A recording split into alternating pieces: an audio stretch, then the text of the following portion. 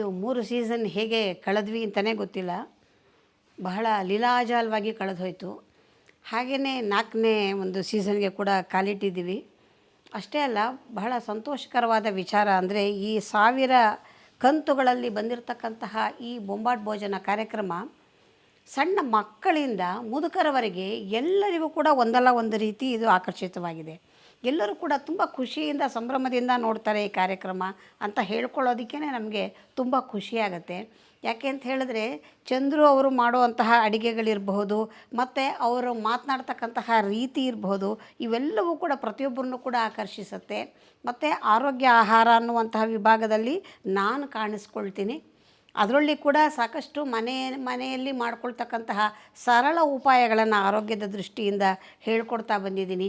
ಇವೆಲ್ಲವೂ ಕೂಡ ಎಲ್ಲ ವರ್ಗದ ಜನರನ್ನು ಕೂಡ ಆಕರ್ಷಿಸಿದೆ ಅನ್ನುವಂಥದ್ದು ನನ್ನ ಭಾವನೆ. ಸೀಕ್ರೆಟ್ ಅಂದರೆ ಗೊತ್ತಿಲ್ಲ, ಭಗವಂತನಿಗೆ ಗೊತ್ತು.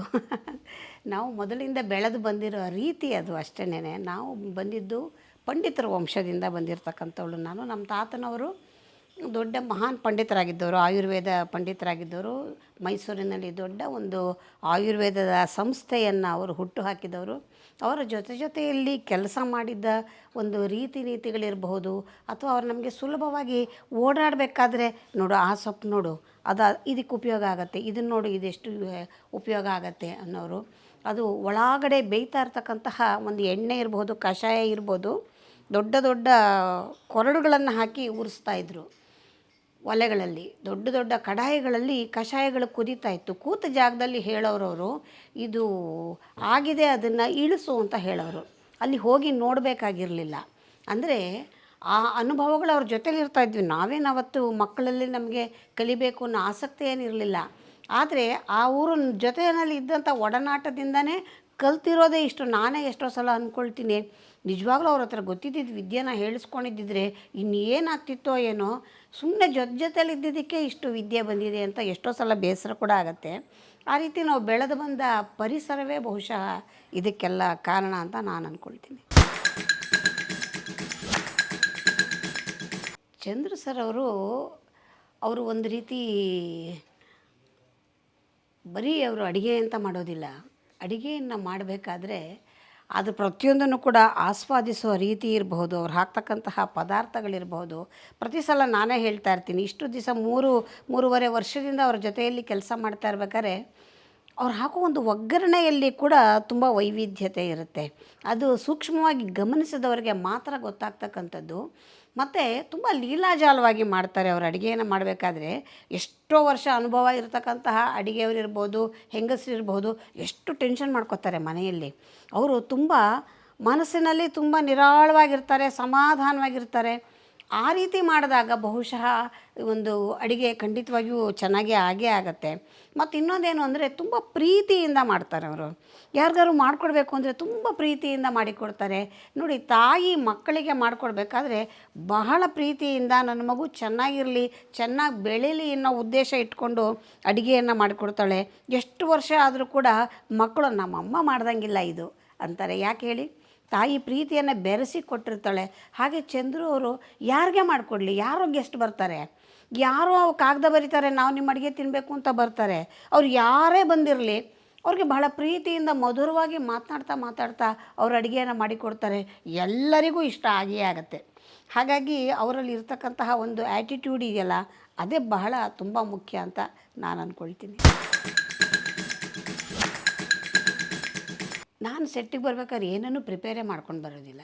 ಏನಿದ್ರೂ ಮಾಡ್ತೀನಿ ನಾನು, ಯಾವ್ದು ಕೊಟ್ಟರೂ ಮಾಡ್ತೀನಿ, ಯಾವ ಸಿಪ್ಪೆ ಸಿಕ್ಕಿದ್ರೂ ಮಾಡ್ತೀನಿ, ಯಾವ ಕಡ್ಡಿ ಕೊಟ್ಟರೂ ಮಾಡ್ತೀನಿ. ಹಾಗಾಗಿ ಇಂಗ್ರೀಡಿಯೆಂಟ್ಸ್ ಮುಖ್ಯ ಆಗೋದಿಲ್ಲ. ನನ್ನ ಪ್ರಕಾರ ಏನಿದ್ದರೆ ಅದೇ ಅಡುಗೆ ಮಾಡಿ ತೋರಿಸ್ತಾರಲ್ಲ, ಅವರೇ ನಿಜವಾದ ಪಾಕಶಾಸ್ತ್ರ ಪ್ರವೀಣರು ಅಂತ ನನಗನ್ಸುತ್ತೆ. ಎಲ್ಲನೂ ಇದ್ದಾಗ ಮಾಡೋದ್ರಲ್ಲಿ ಏನೂ ಹೆಚ್ಚುಗಾರಿಕೆ ಇಲ್ಲ, ಯಾರು ಬೇಕಾದ್ರೂ ಮಾಡ್ಬೋದು. ಇಂಗು ತೆಂಗು ಹಾಕಿದ್ರೆ ಮಂಗನೂ ಅಡುಗೆ ಮಾಡ್ತಾನೆ ಅಂತ ಒಂದು ಗಾದೆ ಇದೆ. ಅಂದರೆ ಸರಿಯಾಗಿ ರುಚಿಯಾಗಿರ್ತಕ್ಕಂಥ ಪದಾರ್ಥಗಳೆಲ್ಲ ಸೇರಿದಾಗ ಅಡುಗೆ ಚೆನ್ನಾಗಿಯೇ ಆಗತ್ತೆ. ಆದರೆ ಹಾಗಲ್ಲ, ಏನನ್ನಾದರೂ ಇರಲಿ ಸರಿಯಾದ ಕ್ರಮದಲ್ಲಿ ಬಳಸಿ ಅದನ್ನು ಮಾಡೋದಿದೆಯಲ್ಲ, ಅದೊಂದು ವೈವಿಧ್ಯತೆ, ಅದೊಂದು ನಿಪುಣತೆ, ಅದೊಂದು ರೀತಿಯ ಮನೋಧರ್ಮ ಅಂತ ಹೇಳಬಹುದು. ಆ ರೀತಿ ಅಡುಗೆ ಮಾಡೋ, ಇವಾಗ ಚಂದ್ರು ಅವರು ಅಷ್ಟೇ ಒಂದೇ ತರಹ ಮನೆಯಲ್ಲಿ ಹೆಂಗಸರು ಮಾಡುವಂಥದ್ದೇ ಬೇಸ್ ಇಟ್ಕೊಂಡು ಒಂದು 10 ಅಡುಗೆ ಮಾಡ್ತಾರೆ. ಇಲ್ದಿರೋ ಅವ್ರು ಇಷ್ಟೊಂದು ವರ್ಷ ಇಷ್ಟೊಂದು ವೈವಿಧ್ಯಮಯವಾದ ಅಡುಗೆಯನ್ನು ಮಾಡಲಿಕ್ಕೆ ಸಾಧ್ಯವೇ ಇಲ್ಲ. ಅಂಥದ್ದು ಹೇಗೆ ಮಾಡ್ತಾಯಿದ್ದಾರೆ ಅಂತಂದರೆ ಅದನ್ನೇ ಇದನ್ನು ಬದಲಾಯಿಸಿ ಈ ಕಾಂಬಿನೇಷನ್, ಇದ್ರದ್ದು ಕಾಂಬಿನೇಷನ್ ಅಂತ ಹೇಳ್ತಾರಲ್ಲ ಆಲ್ಜಿಬ್ರಾದಲ್ಲಿ, ಆ ರೀತಿ ಇದೊಂದು ಈ ಕಾಂಬಿನೇಷನ್ಸ್ನ ಸ್ವಲ್ಪ ಸ್ವಲ್ಪ ಬದಲಾಯಿಸಿ ಬೇರೆ ಬೇರೆ ಬೇರೆ ಬೇರೆ ಅಡುಗೆಗಳನ್ನು ಮಾಡ್ತಕ್ಕಂಥದ್ದು. ಹಾಗಾಗಿ ಇಂತಿಂಥದ್ದು ಹೀಗೇ ಇರಬೇಕು ಅನ್ನುವಂಥದ್ದೇನೂ ಇಲ್ಲ ಅಂತ ನನಗನ್ಸುತ್ತೆ.